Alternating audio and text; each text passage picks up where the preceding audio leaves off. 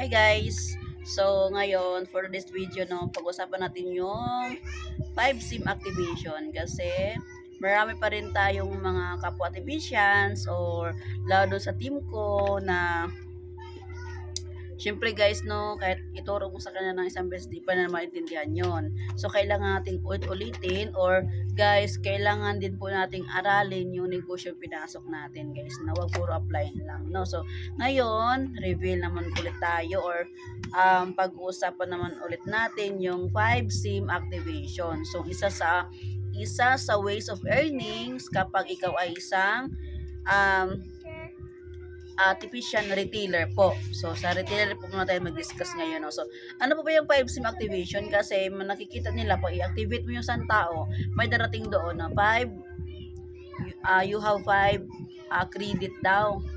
So, yan po ay isa sa ways of earnings sa mga artificial retailer po. So, ibig sabihin po niyan, kung ikaw ay na-activate na into TPC, na kung retailer ang pinili mo, automatic po magkaroon ka ng 5 SIM activation. So, ibig sabihin po is, pwede ka makapag-activate ng 5 SIM card or 5 tao na gustong sumali sa TPC e-loading business or kung gusto ding makatipid sa load, no guys, no? So, paano po ba yan? So, may process po tayo dyan. So, bawat uplines, okay, bawat team, meron po kaming tinuturo or meron po kaming ginagawang uh, video kung paano siya gagawin, kung paano mag-activate. So, kung meron ka pong prospect, magtanong ka lang po sa upline mo kung paano siya, kung anong gagawin. Okay? So, yan po ay hindi po siya mawawala hanggat di mo siya gagamitin. Umulan na naman guys. So, yan po ay 5. So, kikita ka po dyan ng, kasi 300 po ang bawat activation. So, kikita ka po dyan ng 1,500. Pero, ang pinaka clear na po dyan o ang pinakalinis na kitaan po dyan is ano po, 750. Kasi yung 100 nga po, mapupunta doon sa bagong na-activate at yung 40, mapupunta doon sa dealer mo, kung sino po yung dealer mo, at yung 10 pesos naman, mapupunta din doon sa TPC, which is, yun po ang maintenance po para meron po tayong para hindi po mag-stop yung ating company po. Yan po, I mean, para maintenance po ni TPC, okay? So, paano po ba makapag-activate? Siyempre po, mag-post po tayo na wag po tayong patamad-tamad para makaroon ka ng member, para magkaroon ka ng prospect, para may magjo-join sa'yo, may pa-activate sa'yo. Siyempre, mag-post ka.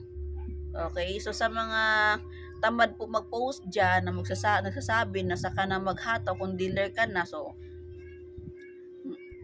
guys, mali po yun. Baka matulad kayo sa akin na nagsisisi bandang huli na saka na humataw ng dealer na. Hanggang napabayaan ko na yung ibang team ko nung ako yung retailer pa. So ngayon, na kung gusto mo talagang kumita sa TPC, mag-post ka. Paano ka kikita?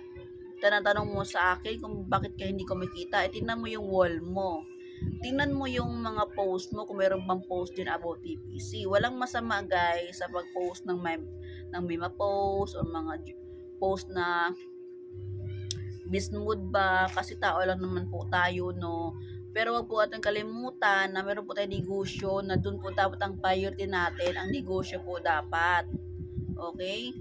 So, kung gusto mong bumalik yung puhunan mo, kung magkano yung pinuhunan mo sa TPC, kunyari namuhunan ka ng 500, so kung gusto mong balik agad, so mag-activate ka.